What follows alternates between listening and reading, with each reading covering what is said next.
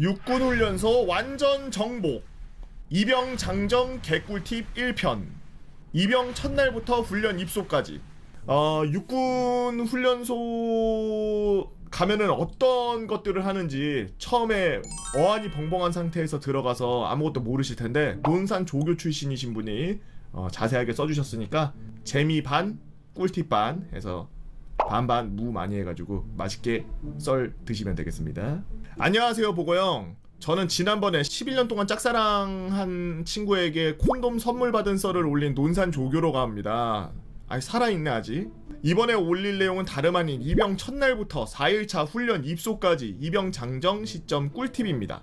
자, 입대 전 준비물: 나라사랑 카드, 신분증, 이병 통지서, 자격증, 운전면허는 1쪽만, 우표와 편지지, 필기구, 핸드폰과 현금, 담배, 술, 마약 등은 절대 갖고 오시면 안됩니다. 핸드폰은 자대 가서 받아오시면 돼요. 1일차 땡월 땡일 월요일 오후 2시 호국 요람이라는 먹같은 글씨가 대문짝만하게 걸려있는 이곳은 육군훈련소 이병심사대. 이병장정들은 원래라면은 이병심사대 안에 PX도 구경하고 카페도 구경하고 가족들과 마지막 인사를 나누는 행사도 진행해야 되고, 하지만 코로나 바이러스로 인해서 드라이브 스루 방식으로 가족들과 생이별을 한 뒤 군입대를 하게 되었습니다. 여러 심정이 드시겠지만 어쨌든 여러분들은 입대를 했어요. 입대를 하게 되면은 이제 나도 군인이다 싶겠지만 사실 여러분은 군인이 아니에요. 입대 후 일주일간은 이병 장정으로 불립니다. 군인이라는 이름으로 불리는 건 모든 검사가 끝난 후에 본격적인 훈련을 받기 시작한 순간부터 주어지는 자랑스러운 칭호입니다. 여러분들이 지금 들어오신 건 군인이 될 자격이 있는지 확인하는 대기소 같은 개념이죠. 준비물 모두 숙지하셨죠? 자, 이제 여러분 손에 쥐어진 이병 통지서에 보면 병무청 이름이 써있을 겁니다. 병무청 이름을 확인하고 해당 병무청 팻말에 있는 곳에 가서 줄을 섭니다. 절대 본인 고향이 적혀있는 곳으로 가지 마시고 이병 통지서에 적혀있는 병무청 위치로 가셔야 합니다. 여기서 연대와 중대를 가차를 돌립니다. 가차란 뽑기를 돌린다는 얘기예요. 날두야! 날두야!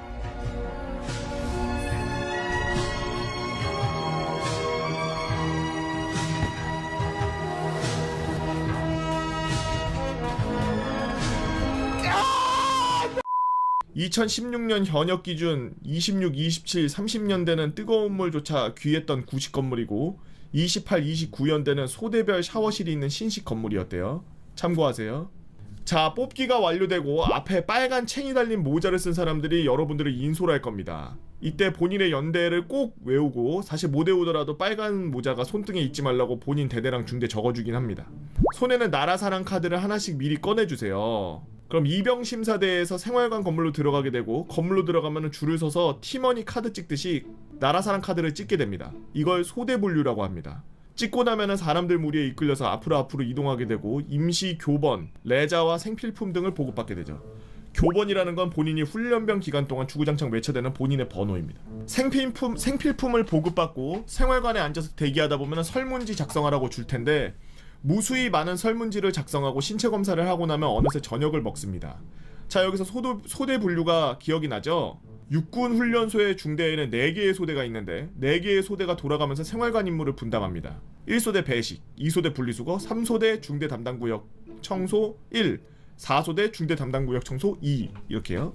여기서 운이 좋다면 상관없겠지만 본인 소대가 혹시라도 배식에 걸렸다면 입대하자마자 식사 준비부터 마무리까지 담당해야 될 수도 있습니다. 배식이 아니라는 가정하에 밥을 먹고 나면, 개인적인 생각이지만 육군 훈련소의 월요일은 이병장정들에 적응할 수 있도록 맛있는 식단이 나옵니다.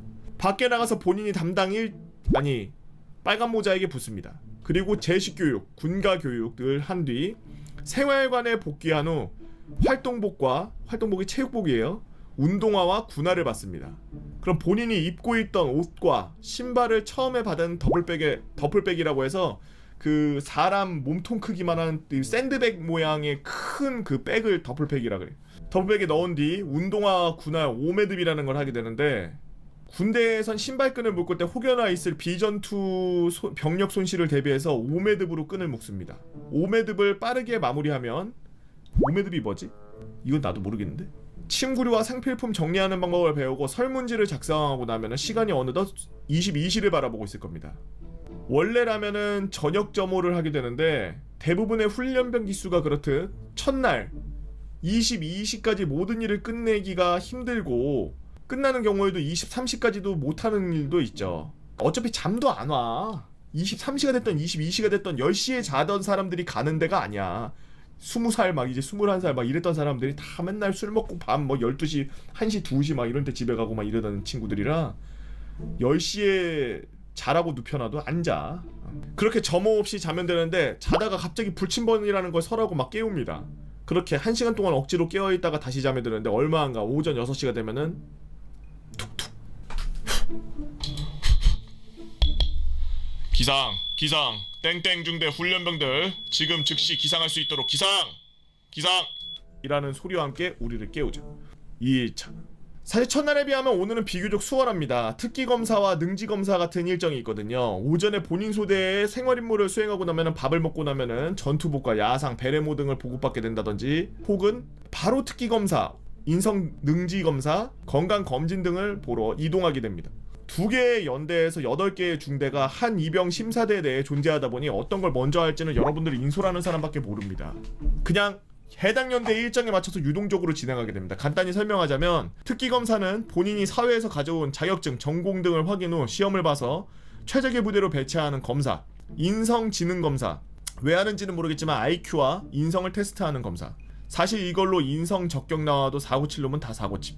건강검진, 사회에서 앓고 있던 병이나 시력검사, 체열, 소변검사 등을 진행하고 1차로 군인의 이병 장정을 거르는 검사를 이렇게 하게 됩니다. 아무튼 오전에 일정 하나, 오후에 일정 하나 마치고 저녁을 먹고 설문지를 작성하고 생활지도 기록부라는 걸 작성하고 나면 조금 여유가 생기죠. 오늘 같은 경우 저녁 점호를 제대로 배우겠군요. 그리고 또한 어제 당신은 불침번을 섰다면 오늘은 6시까지 푹 주무시길. 3일차 아침밥을 먹고 본인이 가고 싶은 종교로 조사하게 됩니다. 본인이 특정 종교를 믿는 게 아니라면 무조건 참석해야 됩니다. 종교는 4주 내내 바꿔서 갈 수 있으니 가고 싶은 종교는 본인이 알아서 선택하세요. 그럼 어제 못당한 검사를 마무리한 뒤 저녁밥을 먹고 본인이 선택한 종교로 갑니다. 참고로 사회에서 훈련소, 교회, 광남파티.avei를 보고 기독교를 선택해서 교회에 가시는 분들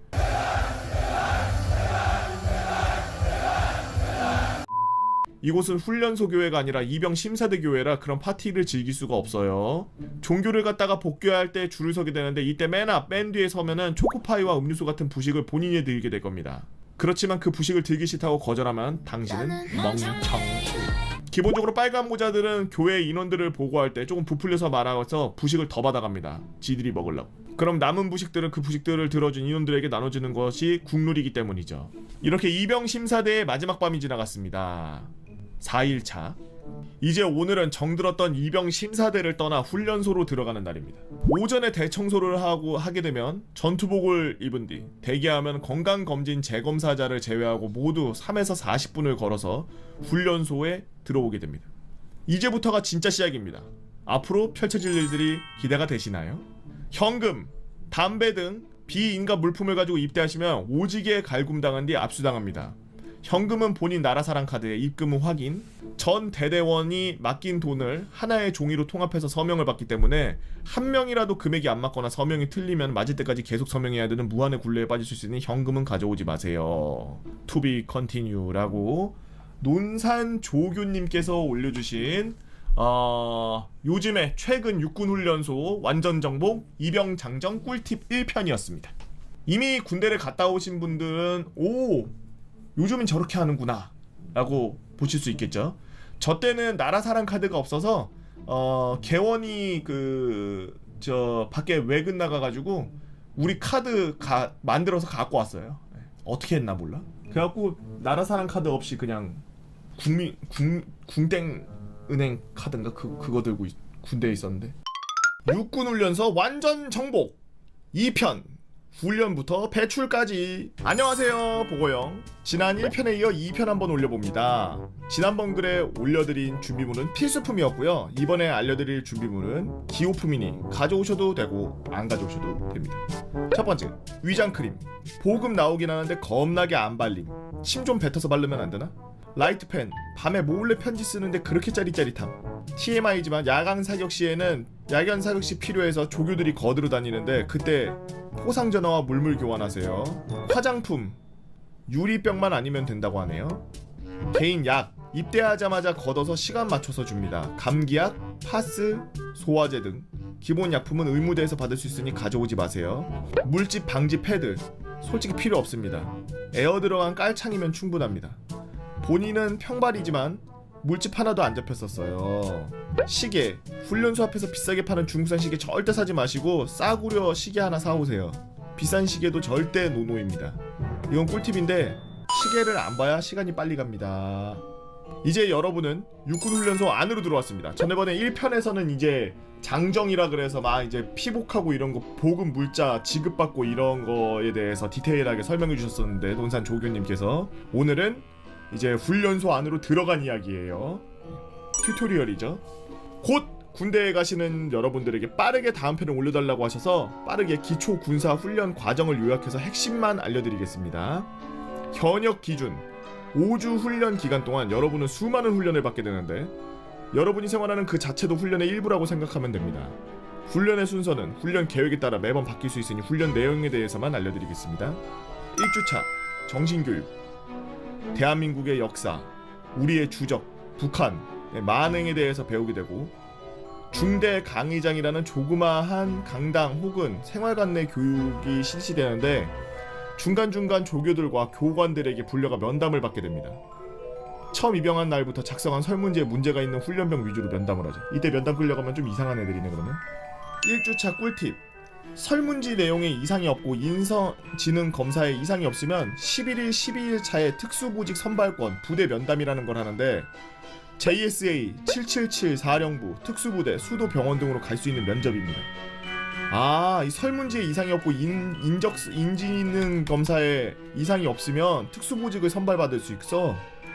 본인이 특수보직을 갖고 싶으면 모든 검사와 설문에 성심성의껏 답해주세요. 정신교육 마지막 날 13일차 정신교육 시험을 보는데 시험은 엄청 쉽게 나오지만 수료할 때 정신교육 왕 표창을 받고 싶으면 무조건 100점을 받도록 해야 됩니다. 기타 다른 과목 성적에서 2등한 사람 중에 100점인 사람을 교육정신 왕의 표창을 받거든요. 2에서 5주차 자 이제는 진짜 영예 훈련이 시작됩니다. 각 대대의 훈련 계획에 따라 다른 스케줄로 훈련을 받게 되니 훈련별로 꿀팁을 알려드리겠습니다. 참고로 각 훈련 시작 전 강의장에서 해당 훈련 미리 보기 영상을 보여줄 테니 잘 보고 숙지하세요. 사격주, 사격 PRI, 거리 30분? 30분 동안 걸어야 돼? 하루 종일 엎드려 쏴, 입사 후 쏴 계속 연습합니다. 0점 사격, 거리 약 1시간 30분. 주간 사격 전 총에 0점을 맞추는 사격인데 엎드려 쏴 자세로 표적의 원안에 3발이 모여있는 모습이 모두 3번 성공하면 됩니다. 빨리 성공하면 하루 종일 도우미를 할 수도 있고 연습도 많이 못해서 다음날 실사격 때 늦게 끝날 수 있으니 완벽하게 사격을 이해할 때까지 잘못 쏘더라도 실망하지 말고 계속 쏘세요. 참고로 0점 사격은 이틀에 걸쳐서 진행하고 1일차 합격자들은 다음날 생활관에서 쉬거나 도우미로 차출됩니다.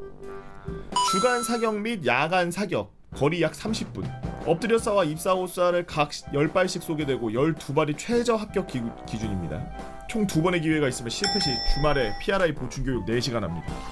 합격 불합격 여부와 상관없이 훈련장에서 저녁 먹은 뒤 야간 사격을 실시하는데 주간 사격 1차에 합격한 사람 기준으로 가장 잘 쏜 훈련병은 사격왕 표창을 주어지죠. 1박 휴가가 주어진대요. 두 번째, 수류탄 및 구급법 교육. 구급법, 심폐소생술과 지열법에 대해 배웁니다.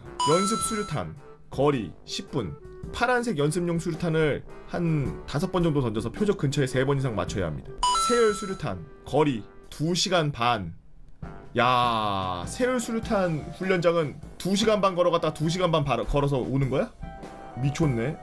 연습용 수류탄 합격자들만 던질 수 있고 수전증이나 공포심이 있는 사람들은 열회. 다만 훈련장까지는 모두 걸어가야 되고 훈련장에서 연습용 수류탄 투척 등을 하게 됩니다. 화생방 및 경계 교육 중 경계 거리 1시간 반. 군인의 가장 기본이자 가장 중요한 경계 및 수화 방법에 대한 포박에 대해서 배웁니다. 화생방은 거리 1시간 반. 사실 훈련소에서 화생방은 별거 없습니다. 다만 시작 전 조교들이나 주변의 인터넷 편지들로 겁을 좀 주는데 가스실로 들어가면 정화통 교체 후 바로 나옵니다. 잠깐만 숨 참으면 아무렇지도 않아요. 가스실 훈련보다 그 전에 하는 MOPP 임무형 보호태세가 더 중요하니 확실히 숙지하도록 하십시오. 4단계 행군 및 각계 전투. 행군 거리 4시간. 코스가 매번 다르나?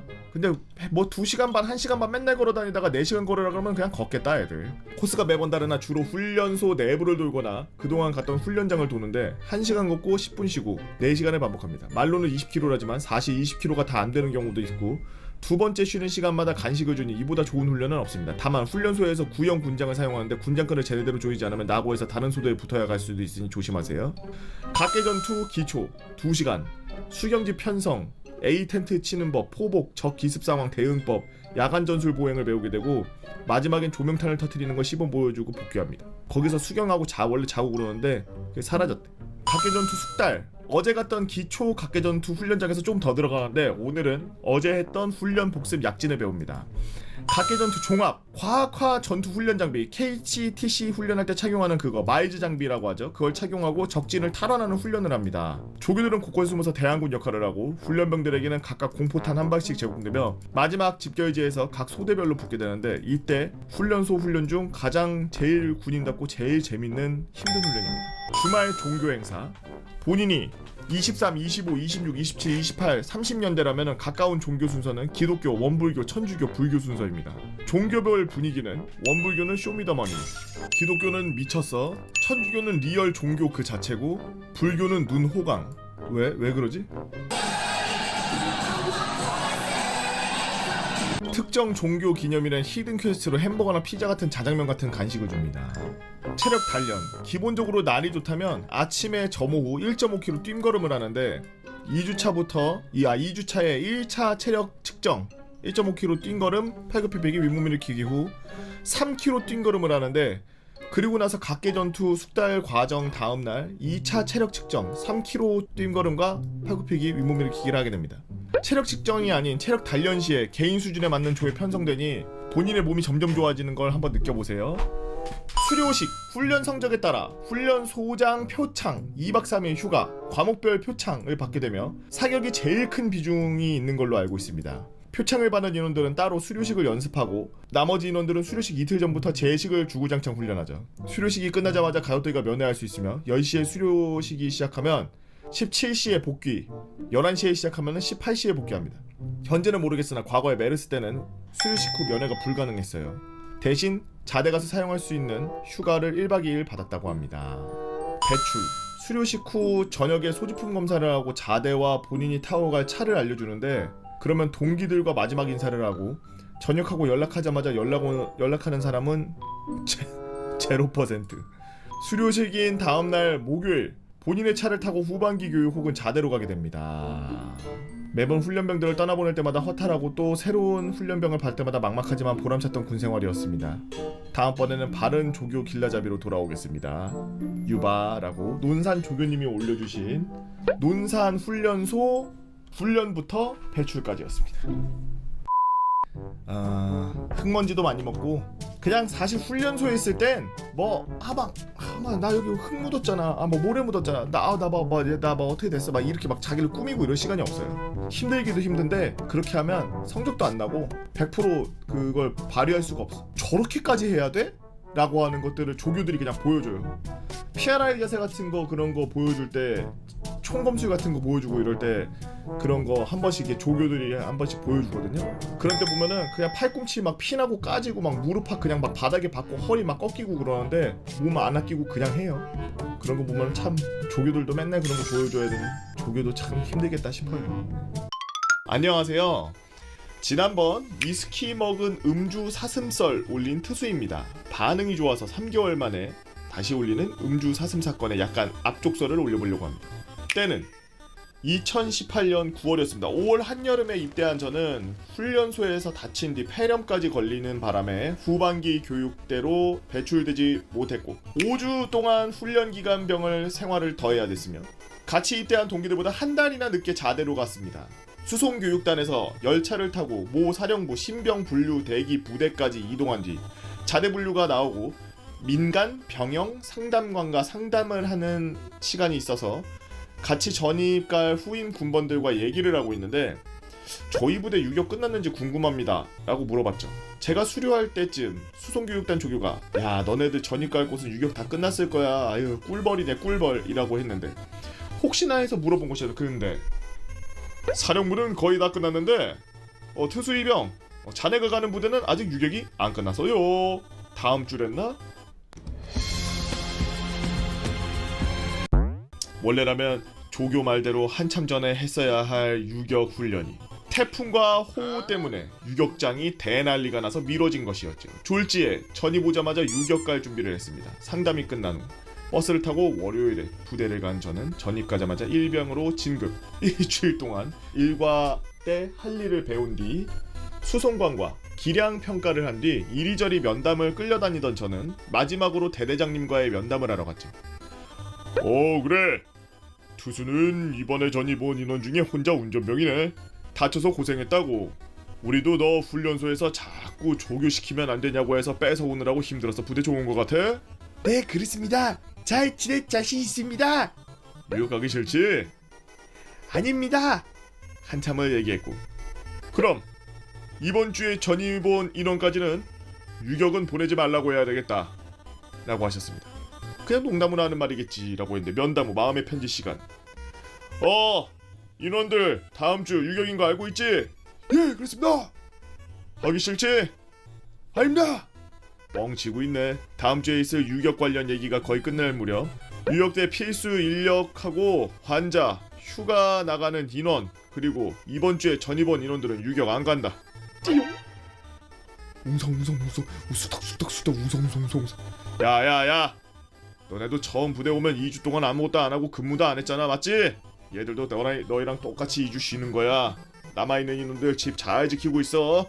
말년들 곧 집 간다고 신병들 괴롭히지 말고 뭐 몰라도 알려주고, 알았지? 라고 하셨습니다. 그렇게 월요일 몇몇 선임들의 따가운 시선과 동기 먼저 전입와 있던 후임들은 부러움을 남겨놓고 유격장으로 떠났고, 부대에는 뉴비들과 환자, 필수 인원들, 그리고 유격대 말차를 나가는 병장들만 남았습니다. 물론 몇 명 없는 인원들로 근무도 서야 됐기 때문에 하루에 근무를 3번 서는 등 갈려나가긴 했지만요. 그렇게 퐁당퐁당 근무를 계속 서고 있던 어느 날, 말년병장 2명과 수송부에서 일과를 하고 있던 제가 사무실에 들어가서 차 키를 정리하고 있는데 수송관과 정비관의 대화가 들렸습니다. 정비관 차 2대 더 필요하다고? 예, 물전으로 와서 차 더 필요하답니다. 아유, 큰일 났네. 대기 인원들 빼면 사람도 없는데 큰일이야. 평소에 다른 간부들 선탑 보내거나 간부가 직접 운행하면 됐지만 그때는 훈련 때라 간부들도 얼마 없었고 운전병도 더 이상 부대 밖으로 운행을 할 수 있는 사람이 없었기 때문에 곤란해하고 있는 거였습니다. 그런데 순간 저를 보시더니, 야, 투수, 너 마이티 운전할 수 있어? 예, 할 수 있습니다. 정비관, 제 운행 갈 수 있는지 한번 시켜봐봐. 저는 해외에서 여행할 때 웬만하면 렌트를 하는 편이었고, 입대 전 유럽을 거의 2달간 여행하면서 렌트한 차들 전부 수동이었기 때문에 또래 운전병들보다 교육단 시절부터 수동차를 잘 몰아서 다녔고, 집에 갇히는 차가 있는 것도 전이 보자마자 바로 운행을 나갈 수 있던 이유가 되었습니다. 정비관님이 본인이 타본 뒤 괜찮은 것 같다고 하셨고, 수송관님은 타보고 매우 흡족해 하시죠. 땡땡시에 땡땡면 땡땡길 땡땡땡땡, 금요일에 유격장 운행 갈 거니까 길 잘 숙지해놓고, 수송관이 선탑할 거니까 너 운전 교육 겸 첫 운행이니까 자루 준비해, 알았어? 그리고 금요일 유격장으로 운행을 나갔죠. 첫 운행이라 떨리긴 했지만 그래도 무사히 왕복을 했고, 수송관님도 운전병 없어서 곤란했는데 잘했다고 하시면서 커피를 타주셨죠. 그렇게 평화롭게 있는데 갑자기 전화가. 정작과장. 예, 오늘 그 수송관 오늘 마이티 땡땡땡호 누가 운행했습니까? 그거 땡중대 특수 일병이 운행하고 제가 선탑했는데요. 그 인원 지금 좀 위로 올려보내줄 수 있습니까? 영문도 모른 채 정작과로 올라가 대대 높으신 분들이 다 모여 있었습니다. 그래 투수야, 대대장은 우리 특수 일병을 믿고 있어. 그러니까 사실대로 얘기하면 돼. 혹시 오늘 운행 나갔다가 사고 내놓고 그냥 간 적 있니? 잘 못 들었습니다. 순간 번쩍지만 정말 아무 일도 없었기 때문에 그런 적 없습니다! 라고 했고, 그러자 그래? 수송관 아무 일도 없었어요? 예, 제가 센터했었는데 특이사항 없었습니다. 그러고 나서 무슨 일이 있었는지 알려주셨는데, 민간인이 제가 사고를 내고 그대로 뺑소니를 치고 갔다고 신고를 했고 헌병대에서 전화가 왔다는 겁니다. 헐, 뭐야? 근데 정작 탄 사람들은 아무도 모르고 있으니 전부 의아해하고 있었죠. 1시간 뒤쯤 위병소로 경찰이 왔고 블랙박스 영상을 봤는데 영상 속 차는 분명히 제가 끌고 가던 차가 맞는데 열심히 뻘뻘거리면서 가고 있었죠. 근데 그렇게 잘 달리고 있었는데 제 차 타이어 쪽에 갑자기 조그마한 무언가가 휙 날아오면서 사고차 앞유리를 쫙 깨트렸습니다. 그리고 놀란 운전자분은 갓길로 차를 옮기다가 앞 휠과 오른쪽 범퍼 쪽을 다 긁은 거죠. 그러면서 차 안으로 날아온 물체를 보니 다름 아닌 돌이었습니다. 크기는 겨우 1cm 될까 말까한 아주 작은 돌이었죠. 그 정도의 물건은 운전할 때 밟는 느낌도 안 났을 거고 그 돌 때문에 뒷차 유리창이 깨졌을 거라는 생각도 못하는 저희는 유유히 부대로 복귀한 것이었죠. 이걸 뭐 어떻게 이거 제가 보기에는 당연히 모르고 갈 만한 것 같아요. 뺑소니 신고는 피해 차주분이 취소하셨습니다. 그럼 보험 처리만 해드리면 되겠네요. 그렇게 훈훈하게 보험 처리해주는 것을 이야기하던 간부들은 피해 차량의 사진을 본 순간 얼굴이 확 굳어졌습니다. 하이! 포르쉐 파나메라. 네, 그렇습니다. 돌멩이를 맞고 사고 난 차는 바로 포르쉐 파나메라였습니다. 그것도 제일 비싼 터보였죠. 저희 부대는 대도시에 있었고 거기에 온갖 수입차들이 즐비한 곳이었습니다. 심지어 부대에서 얼마 안가 벤틀리, 롤스로이스, 람보르기니, 맥라렌, 페라리 같은 대당 아파트 한 채가 굴러다니는 흔히 말하는 명차 매장들이 줄줄이 있었습니다. 벤츠, BMW, 아우디요? 소나타 차는 그냥 굴러다니는 그런 곳이었어요. 때문에 운전교육을 나가서 오르막길을 오르는데 물산이 뒤에 따라온다든지 앞에 행사 때문에 페라리들이 줄줄이 이동한다든지 차에 가다가 람보르기니가 신호 바뀌었다고 두돈반 앞에서 급정지하는 그런 거지 같은 환경이 많았죠. 일반인들이 차들을 보면은 와 비싼 차다 하고 사진을 찍고 끝나겠지만 운전병들 특히 막 군면허 딴 병아리 운전병들에겐 강원도 산골짜기 다른 종류의 공포를 보여줬죠. 잘못하면 임관, 잘못하면 영원히 국가의 노예 등등. 사진을 보고 부대 간부들 바로 얼어붙었고 주임원사님과 행보관님을 비롯한 몇몇 분이 갑자기 줄담배를 피우러 나가고 수송관님, 대대장님, 중대장님이 보험 한도가 망했다. 아이고 장기는 물 건너갔네. 라는 표정을 지으시며 괜찮아 트수야 어떻게든 될 거야. 네가 사고 난 건 아니니까 괜찮아 라고 하셨지만 제 귀엔 이미 들어오지 않았습니다. 저는 속으로 도장 옵션이 스페셜 컬러 600만원, 휠이 하나에 120만원에 범퍼가 700에 포르쉐니까 렌트 비용이 G90을 빌린 렌트 비용 300이다가 대임관원 전문화사 임관하면 다 갚겠지? 이러면서 뇌절 회로를 돌리고 있었습니다. 다행히도 피해 차주분께서는 범퍼랑 휠은 본인이 놀라서 잡아 돌린 거니 괜찮다고 유리도 본인이 안전거리 안 지키고 너무 따라가다 과실이 있다고 하셔서 좀 깎아주시고 렌트도 다른 차 있다고 안 하신다고 하셔서 보험한도 내에서 처리되어 부대가 거덜나거나 제가 임관하는 일은 없었죠. 포르쉐 차주님 정말 진심으로 감사합니다. 이 노블리스 오블리주야 이게. 대도시에 사는 민간인분들 군용차 뒤에 너무 붙지 마세요. 운전병들 무서워요. 제발 멀리 떨어져서 와주세요. 보통 내 몸덩어리만 움직이면 되는 게 아닌 막 뭔가를 내가 조종해서 움직이는 이렇게 고정시키고 이런 게 아닌 내가 움직이는 그런 거 타고서 움직이는 그 보직 갖고 있는 사람들은 사고 나면 그냥 육교예요.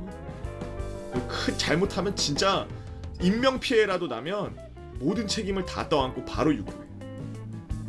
거지 같은 건 육교 갔다가 나오면은 남은 군생활 다 해야 됩니다. 아주 재밌게 잘 쓰신 우리 구하학님이 교통사고 냈다가 부대 짬통으로 들어갈 뻔한 썰 정말 잘 봤습니다.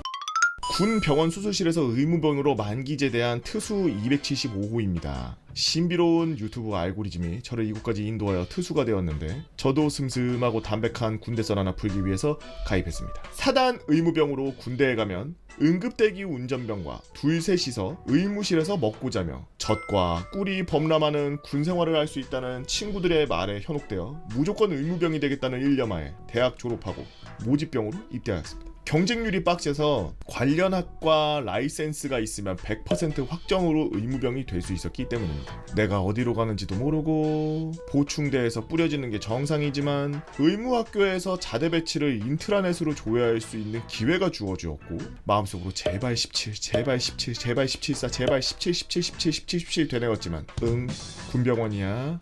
네 위로 의무병 선임만 100명이야. 응급 환자가 들어와서 새벽에 급성 충수염 수술을 하는 경우가 아주 빈번했기 때문에 참 짬찌 시절에는 저는 새벽에 초병을 서고 들어와 바로 수술실로 근무 투입하였습니다. 다시 내려와서 아침 점호받고 정상적인 일과를 다시 투입하는 노비의 삶을 계속 살았죠. 근무 취침은 당직병을 섰던 행정병, 병동 의무병들이나 받지 우리 수술실은 그런 거에 대한 부대의 규정도 배려도 없었습니다. 매일 잠을 2시간, 3시간 끊어자다 보면 뇌가 쪼그라든다는 말을 실감했는데 수술실에서 모든 것이 실제 상황이기 때문에 가라를 친다든지 한번 꾸벅 존다든지 같은 게 용납이 전혀 안 되는 곳이라 진짜 김연아 선수의 맥심 화이트 골드를 생으로 씹어먹으면서 하루를 견뎌나갔죠. 여느 간부들과 마찬가지로 간호장교 또한 자신의 업무를 병사들에게 넘기는 뻔뻔함이 심했고 짬과 인간 혐오 게이지를 동시에 쌓아가던 어느 날 리얼로 긴급한 응급수술 환자가 들어온다는 연락을 받았습니다. 저는 주말에 주간 초병을 서서 피곤에 쩔어 있었지만 제 뇌는 이미 다른 방향으로 절여져 있었기 때문에 이럴 때 최선임이 나서야지 하는 사명감에 취해버려서 후임을 응급대기 시키고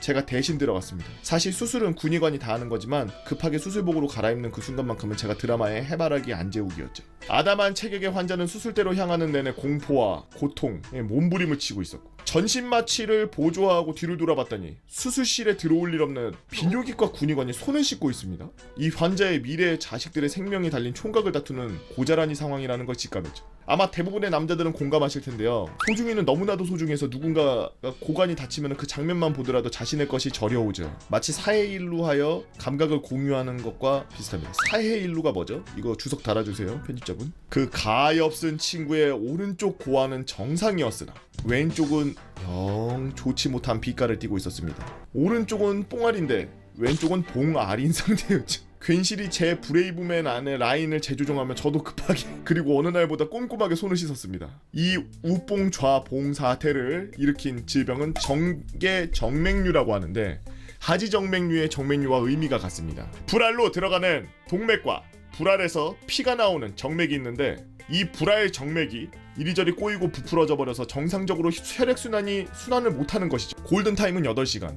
주말에 이 친구가 자고 일어나서 이상함을 느끼고 혼자 끙끙 앓다가 우리 병원까지 호송되었으니 아슬아슬합니다. 바로 해결하지 못하면 이 친구는 잘 익은 감나무에서 감이 떨어지는 것이 분명했죠. 비정상적인 파이어 에그 정맥을 자르고 지지고 막는 과정에서 수분, 가느다란 브랄 동맥과 올챙이들이 나다니는 길을 자르면 모든 것이 끝나버리기 때문에 수술실은 긴장감이 싸늘하게 식어갔습니다. 그런데 갑자기 집도하고 있던 군인관이 손을 놓습니다.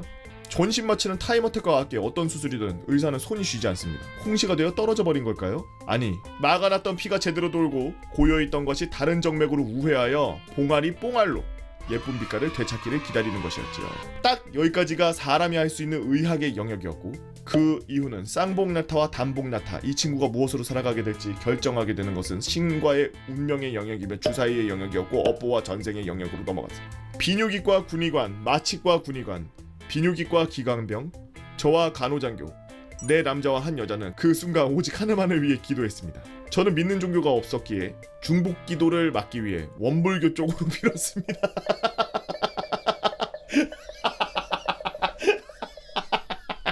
다른 신한테 빌어야 되니까 그 기도가 하늘에 닿았는지 즉각적인 크기의 변화는 없었지만 좌봉의 온기가 차오르는 걸 육안으로 확인할 수 있었죠. 모두의 얼굴에 번지는 미소와 안도의 한숨. 저는 가장 부드럽고 온화하게 그 친구를 마취해서 깨워 집중 치료실로 넘겼습니다. 거사를 치르고 흡연장에서 평소에 접할 기회가 없던 비뇨기과 군의관에게 사정을 들을 수가 있었습니다. 공교로운 친구는 새삼 공교롭게도 선천적으로 정기정맥류가 있었는데 증상이 없다가 자는 도중에 갑자기 스스로 화나버린 주지가 음낭을 영 좋지 못한 방향으로 압박하였고 빙알이 꼬여버린 설상가상의 상태였다고 했죠.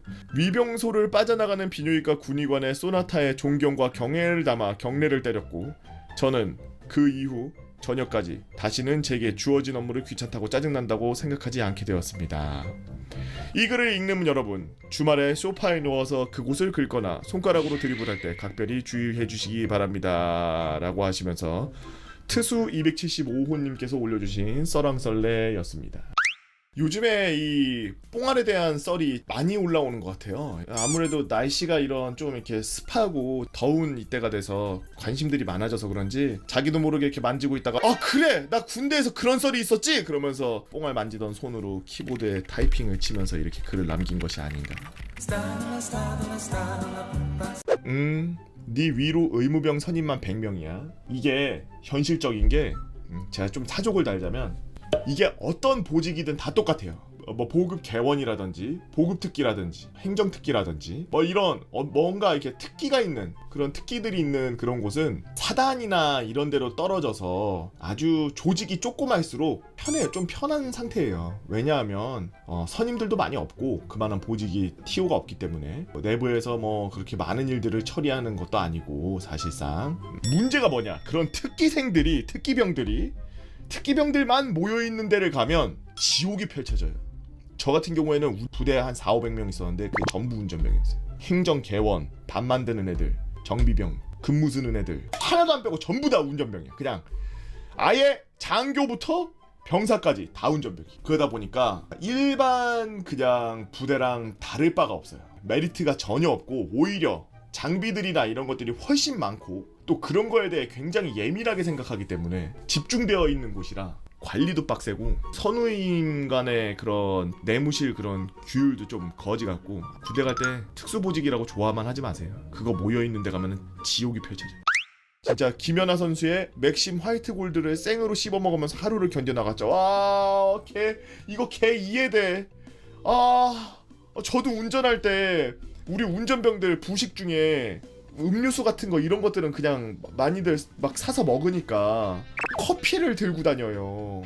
졸리면 먹으려고 커피를 막 사서 들고 다니는 사람도 있는데 그 정도가 아니라 저 같은 경우에는 한 번 거의 쉬지 않고 한 8시간 동안 내려갔다 올라왔다 막 이런 거를 새벽에 막 반복하고 이래서 어쨌든 커피를 계속 마셔서 각성된 상태로 달려야 될 그런 때가 있었는데 그때 간부가 이렇게 하는 걸 알려줬어요. 수송관이 그냥 맥심이 통을 들고 다니면서 애들 창문 연락을 해서 창문 안으로 막 한 3-4개씩 막 이렇게 던져줬어. 그래서 실제로 그 운전하면서 졸리면 그 대가리 까가지고 이거 확 이렇게 먹으면 목에 걸리니까 확 먹으면 안 되고 침 이렇게 좀 집어넣어가지고 개 씁쓸하게 만들어서 이렇게 먹으면 써서 고통스러워서 잠이 깨. 근데 끝은 달아. 그래갖고 침이랑 섞어가지고 이렇게 조금씩 이렇게 입에다 집어넣어서 약간 껌 씹듯이 운전하면서 담배 피듯이 입에다 물고 이렇게 운전하다가 조금 이렇게 부어서 먹고 또 씹고 빨아먹다가 또 이렇게 부어서 먹고 이러고 먹었거든. 이 완전히 무슨 게임 그 새로 발매하는데 좀비하고 그리고 2차 세계대전하고 합쳐놓은 약간 이런 느낌이에요. 하이브리드 느낌. 그러니까 잘 나가는 것만 모아놓은 느낌? 마치 영화에서 미스테리랑 이집트랑 합쳐놓는 거. 보통 감독들이 시리즈물 만들다가 끝물돼서 어그로 한번 끌려면 이집트로 가거든요. 모든 시리즈가. 그래서 시리즈가 이집트에 갔다 그러면 끝이에요. 그 시리즈는 그냥 거기서 이제 더 이상 발전할 수 있는 게 없어. 그 우주 가야 돼. 저도 옛날에 학교에서 까불다가 의자 사이에 걸려가지고 한쪽을 잃을 뻔했던 아주 급박한 상황임에도 불구하고 허벅지와 알 사이인 사타구니 거기 살이 조금 찢어진 걸 선생님들에게 바지 위로 피가 스며 나오는 걸 보여주면서 부라쳐가지고 며칠 동안 쉬었던 아름다운 기억이 있네요. 여러분들 뽕말에 어떤 추억이 있나요? 우리나라의 남자 인구가 몇 명이냐? 한 2천만 명이라고 하면 그러면은 2천만 명이 2개씩 알고 있으니까 4천만 개의 알. 흥미진진한데. 보고형 유튜브 잘 보고 있어요. 형이 방역기 가지고 화염방사기처럼 생겼다라고 하길래 생각나서 몇 개 적어봅니다. 이전에 그 세스코 썰 말하는 거군요. 지휘통제실 화생방실 만든 썰. 아직 안 보신 분들 있으면 보고 오세요. 재밌습니다. 연합훈련 중이었던 사령부 지휘통제실에 각 처장, 대령, 중령, 소령 등이 화상회의를 진행 중에 있었고 갑자기 지휘통제실 내부로 스멀스멀 하얀 연기가 들어오기 시작하였고 거기 있던 장교들은 이게 무슨 일이야 이거 라면서 입을 막고 뛰쳐나온 거죠. 저는 17년도 군번으로 무더운 6월에 입대했습니다. 의무병 출신은 다들 아실 테지만 훈련소 훈련 후 의무학교에서 총 4주 훈련 중 3주는 실내에서 교육을 받고 마지막 주에만 매우 힘든 대량 전사자 훈련을 합니다. 실내 교육할 때 대부분 강사분들이 보통 군의관 분들이신데 이분들도 되게 국방의 의무로 끌려온 입장이라 주로 20분 수업, 30분 병인사 책에 들어가서 이쁜 간부 찾기, 꿀부대 찾기 뭐 이런 거 하고 놉니다. 그때 방역기에 대해 배웠죠.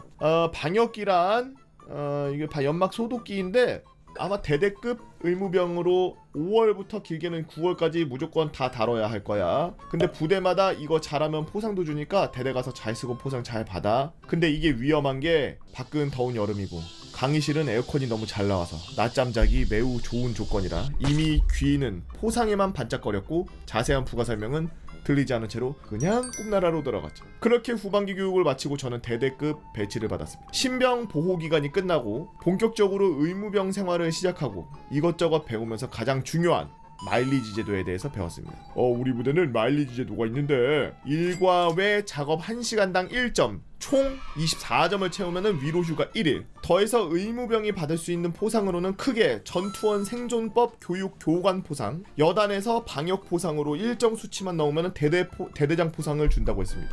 당연히 눈이 뒤집혔고 그날 바로 방역기 뿌리는 코스를 배웠습니다. 이거 조심해야 돼. 안 그럼 사고나. 의무학교에서 배웠지? 당연히 배웠습니다. 기억 안 남.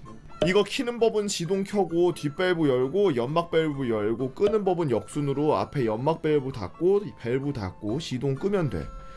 그리고 끌 때 안전하게 땅에 내려놓고 해야 돼. 저 말을 귀담아 들었어야 했죠. 아주 중요했습니다. 알겠습니다. 그렇게 처음은 선임과 코스를 익혔습니다. 주로 벌레가 서식하는 음지의 풀밭들이었죠. 다음날 너 오늘 방역 한번 해볼래? 그럼 마일리지 오늘 쓰면 됩니까? 30분만 해도 1시간이라고 쓰면 돼. 아참 어제 기름 다 썼으니까 유류기한테 기름 받아서 넣고 해. 나는 축구하러 간다. 당시 의무병이 저 포함 2명이라 선임이 저 오기 전까지 체육활동을 1도 못했죠. 연막 소독기에 연료 빵빵하게 채우고 농약 넣으면 거의 무게가 20kg인데 이제 와서 생각해보면 진짜 무기입니다. 기계 무기 10kg 연료로 휘발유 약 2리터가 들어가고 약재하면 8리터의 등유와 300ml의 농약 이 들어갑니다. 이거 완전 기름 뿌리는 거였구만. 이거 옛날에 우리 존내 따라다녔는데 그러면 등유하고 휘발유 먹으면서 다닌 거였어? 그거 어쩐지 어지럽더라. 걔 메스껍고.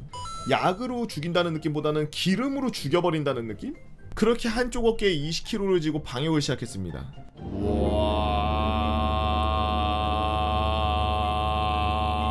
와 하는 소리와 함께 니엇니엇 저물어 가는 해. 추억의 방역기 향. 어제 선임과 걸었던 길을 되짚어 걷기 시작했습니다. 워낙 기계가 시끄러워 좀 빡센 풀밭만 지나가도 욕을 하고 마지막 코스인 간부식당 주위를 반역하는데 대대 실세 행보관들이 간부식당 흡연장에서 담배를 피고 있었습니다. 야야야 의무병 일로 와봐. 거 옆에 확실히 좀 해라. 거 모기가 많아. 거 옆에 봐봐. 거 모기 아주 거기 저 군락이 있어. 처음 보는 앤데 뇌피셜. 그냥 행복원이 나보고 웃으면서 뭐라고 하길래 뇌피셜인 부분. 우리 신병인데 얘가 미국에서 약 공부하다 와서 똘똘해. 그렇습니까? 자주 가서 약 받아야 되겠네. 행복원들의 웃음을 보면서 열심히 하고 방역을 끝마치고 기계를 꺼야 되는데 너무 무거우니까 허리 쓰기도 귀찮고 해서 맨 상태에서 뒤에 전원부터 끄고 밸브 닫는데 소리가 나더니 간부식당과 행복관들을 향해 불을 뿜기 시작했습니다. 불이 나갈 때 소리가 들어본 사람들은 아실 텐데 확 하는 소리와 이게 기름이 뿌려지니까 진짜 말 그대로 화염 방사기가 되어가지고 진짜 한 10m 정도 궤적을 그리면서 불을 확 내뿜었습니다. 행복관들이 기겁해서 지통실로 뛰어들어가고 일중대 행복관 근처에서 담배 피는 애들한테 불꽃의 방향 여기 모래 조금 흡연장 간부식당 여기서 이렇게 썼나봐요. 담배 피는 애들한테 모래 가지고 와 이 새끼들아 물 말고 모래 순간 불이 나가는데 주마등처럼 영창 가나? 이 생각이 들면서 모든 게 슬로우 모션으로 보이는데 다른 한편으로는 내가 당황 안 하고 불만 끄면 되잖아 라는 생각이 들어서 그 찰나에 순간에 빠르게 주변을 스캔했죠. 빠른 판단으로 불이 나오는 방역기를 모래 쪽으로 틀어서 원형으로 화염 불길을 최소화해야 했고 방역기는 완전 끄고 땅에 있는 주변 원불 지옥을 군합발로 진압한 다음 등에서 땀이 나지만 최대한 침착한 표정으로 다시 방역기를 들쳐매고 걸어 나왔습니다. 일중대 행복원의 빠른 판단으로 불은 진짜 금방 진화되었죠. 야 의무병 너 큰일 날 뻔했어.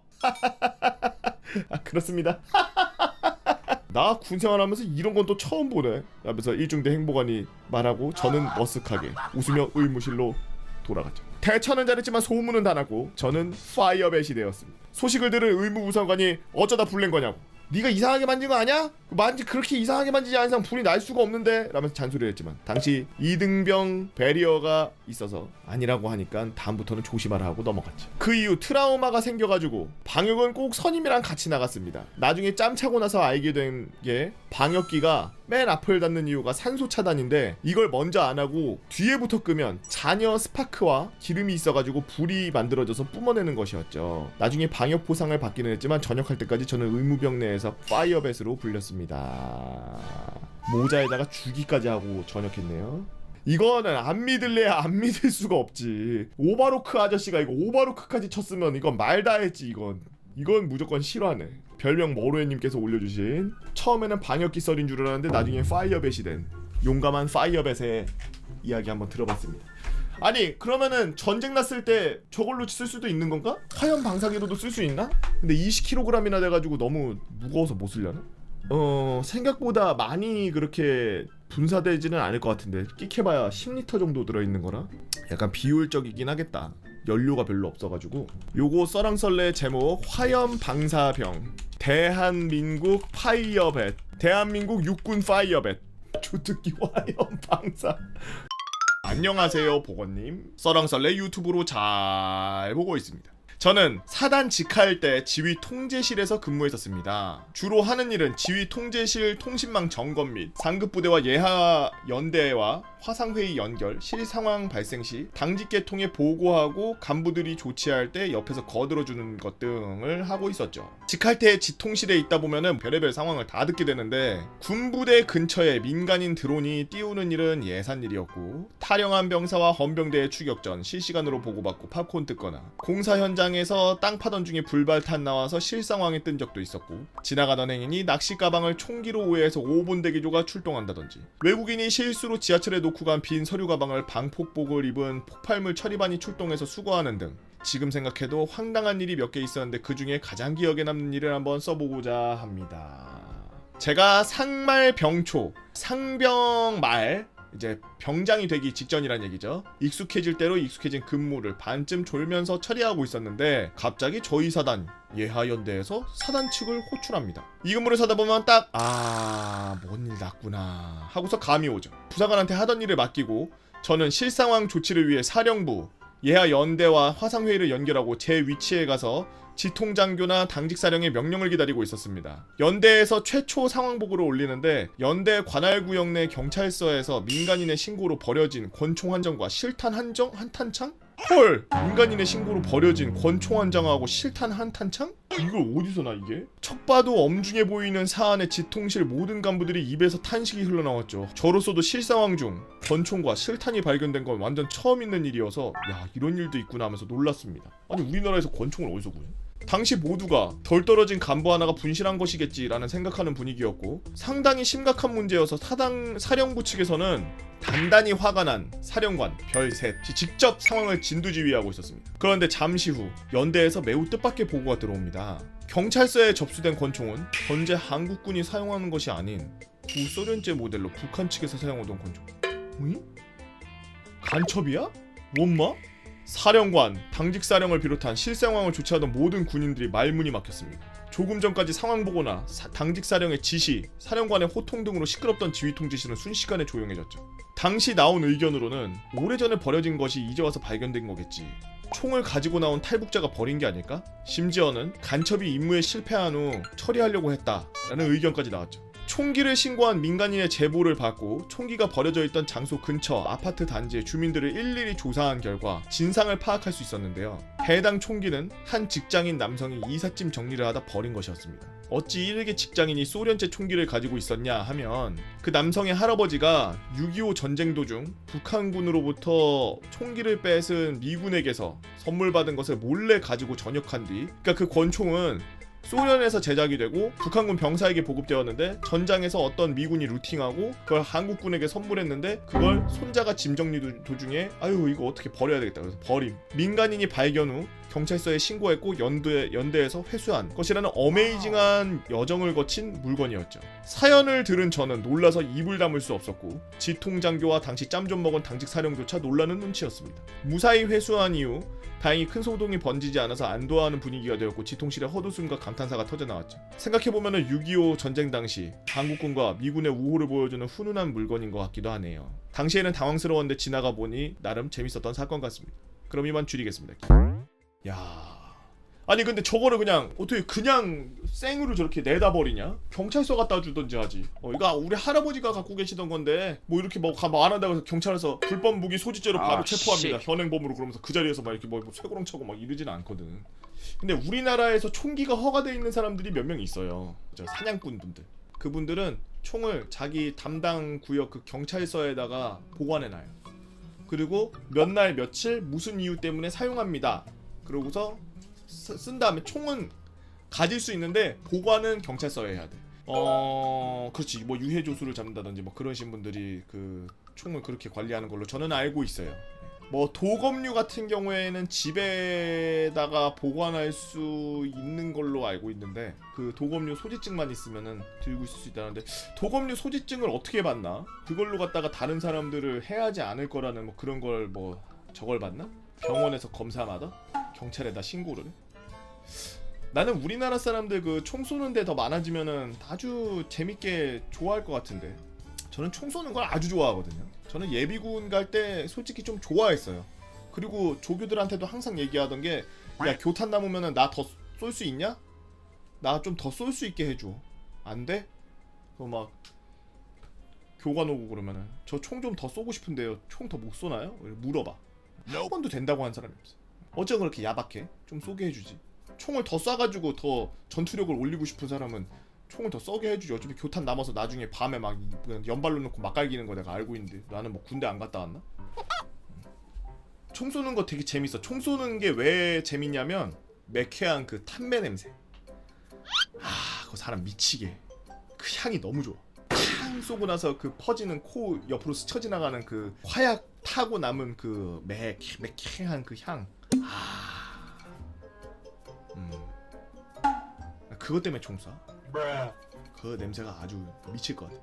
저는 훈련은 뭐 기본 훈련 다 군대에서 받았고 다 뭐 했으니까 이제 뭐 체력적으로 뭐 어디 뭐 기어 올라가가지고 막 뭐 한계 극복하고 막 이런 거는 젊은 날 다 해봤으니까 그 멘탈만 갖고 있으면 되고 그건 명사수 뭐 이런 거 있어가지고 새로 하나 보직 만들어서 다시 재입대하고 싶은 사람들 있으면 한 번씩 캠프 하듯이 사람들 불러서 한 3개월씩 교육시키고 이랬으면 좋겠어. 난 그러면 갈 자신 있어. 매일매일 총 쏘고 총 닦아야 된다. 난 매일 맨날 총 쏘고 총 닦을 자신 있어. 저 소총수나 아니면은 뭐 엘리트 총수나 뭐 저 저격수 같은 경우에는 좀 그런 격오지나 이런데 돌파하고 거 들어가가지고 거기서 임무 혼자서 수행하고 막 이래야 돼서 체력도 좋아야 되고 그래서 저격수 하기에는 좀 아직 좀 너무 나이가 먹은 것 같고 그 유튜브에 요즘에 보고형 가짜 사나이 보내기 뭐 프로젝트 한 표, 두 표 막 이러면서 뭐 하시는 분들 계시는데 제가 민폐예요. 네. 가짜 사나이 나가면 저 개민폐예요. 왜냐면은 제가 겉은 이렇게 허대는 멀쩡해 보여도 내장 기관이 엉망진창이라 젊은 날에 내장을 너무 아무렇게나 막 써서 술 맨날 먹고 막 그냥 막 아무렇게나 살고 막 이래가지고 아무거나 먹고 막 이러고 살아서 소화기관 쪽이 완전 망가져 있는 상태예요. 그래서 거기 갔다가 괜히 장 터지거나 개실 터져서 진짜 못하겠습니다. 안 될 거야. 안 될 거야. 종철. 종 좀 대신 쳐주십시오. 네가 가서 쳐. 배 아파서 못 치겠다고. 너 인성 문제 있어? 네가 가. 그 정도 정신력도 없어. 못하겠다고. 그러다 막 쇼크 와가지고 막 떨려 막. 메딕. 다음날 사망했다고 기사 떠. 나 죽어가지고. 이거 무슨 뭐 여러분들이 뭐 봤을 때 뭐 제가 가가지고 막 아이베스트랑 막 이럴 것 같은데 처음이야 그렇게 하겠지. 그러다가 장 빵꾸 나면 이제 그다음 이러고서 그냥 말도 못하고 그냥 물속에서 이러고 있다 그냥 가는 거지. 일단 체력이 안 돼요. 10년 동안 앉아서 지금 11년 동안 방송을 거의 12년 차로 방송하고 있는데 11년 12년 동안 방송하고 앉아서 지금 하루에 10시간씩 꼬박꼬박 앉아 있는데 앉아 있다가 앉아서 밥 먹고 그러고서 앉아서 조금 있다가 그러다가 누워서 텔레비 보다가 그러다가 누워서 또 12시간 10시간 자고 그다음에 일어나서 또 10시간 방송하고 그러니까 앉아 있는 거 누워 있는 것만 하지 걷질 않아. 여러분들 저 보면 깜짝 놀라요. 백인인 줄 알걸? 하얀색이. 제가 우리 애기 태어난 우리 지금 지호보다 제가 애기보다 제가 하얘요. 이 안쪽 살이 여기 팔 안쪽 살이 이제 막 태어난 애기보다 내가 하얗다니까. 그게 뭐 자랑은 아닙니다만 그만큼 제가 해도 안 보고 밖에 나가질 않기 때문에 뭐 여러분들이 뭐 나갔으면 한다라 뭐 얘기를 하는데 여튼 제가 뭐 말을 하다 보니까 3000% 빠졌는데 여튼 혹시 국방부에서 좀 더 전투력을 향상시키기 위해서 저처럼 나이가 좀 있는데도 불구하고 총을 쏘고 싶다 라고 하는 인원들이 있으면은 신분 그리고 그런 거 확인 똑바로 하고, 그리고 저런 안전 절차 같은 거 정확히 밟아서 교탄 같은 거 남는 거 저희한테 짬 때려 주시면 주말마다 가서 쏴제끼겠습니다. 예. 주말 아니더라도 평일 오후나 뭐 이렇게 해가지고 언제든지 불러만 주면 가서 쏠 테니까 제발 총 좀 쏘게 해주세요. 저 마지막 예비군 때 총 못 쏴가지고 그게 아주 한인데 뭐 M16으로 쏘던 칼빈으로 쏘던 뭘 쏘던 상관없으니까 총 좀 쏘게 해주십시오. 총 쏘고 싶습니다.